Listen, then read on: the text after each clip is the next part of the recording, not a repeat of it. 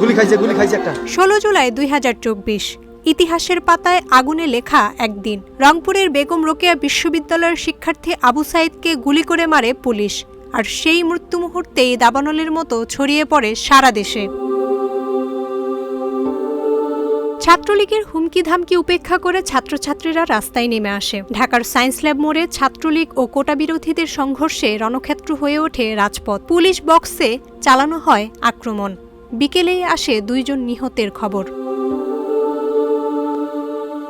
Dhaka college, Jagannath বিশ্ববিদ্যালয়, চট্টগ্রাম, বরিশাল, রংপুর, চারদিকে ধোঁয়া, গুলির শব্দ আর লাঠিচার্জ। বিজিবি মোতায়েন করা হয়, বন্ধ করে দেওয়া হয় দেশের সব শিক্ষা প্রতিষ্ঠান, স্থগিত হয় এইচএসসি পরীক্ষা। চট্টগ্রামে নিহত হন শিক্ষার্থী ও পথচারী সহ 3 জন, আহত অর্ধশতাধিক। ঢাকায় 1.5 শতাধিক আহত। জাহাঙ্গীরনগরে মধ্যরাতের হামলায় 5 জন সাংবাদিক সহ আহত শতাধিক শিক্ষার্থী।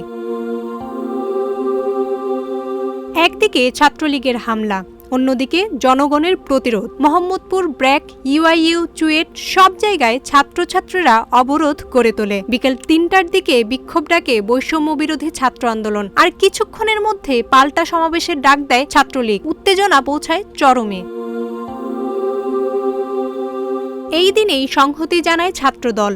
বিএনপির মহাসচিব মির্জা ফখরুল সরাসরি আঘাত করেন সরকারের নির্যাতনের নীতির ওপর। যুক্তরাষ্ট্রও নিন্দা জানায়, আর সেই নিন্দায় ক্ষুব্ধ প্রতিক্রিয়া দেয় বাংলাদেশের পররাষ্ট্র মন্ত্রণালয়। আন্দোলনের পক্ষে স্ট্যাটাস দেয় বিনিয়োগ বাতিল করে সরকার। তথ্য প্রযুক্তি প্রতিমন্ত্রী পলক দাবি করেন মিথ্যা তথ্য ছড়ানো প্রবণতা বেড়েছে।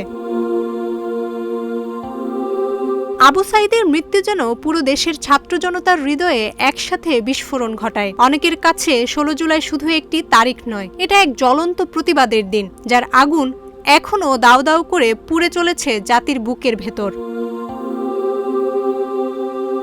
জান্নাতুল মাওয়া অর্পিতা, প্রজন্ম 24।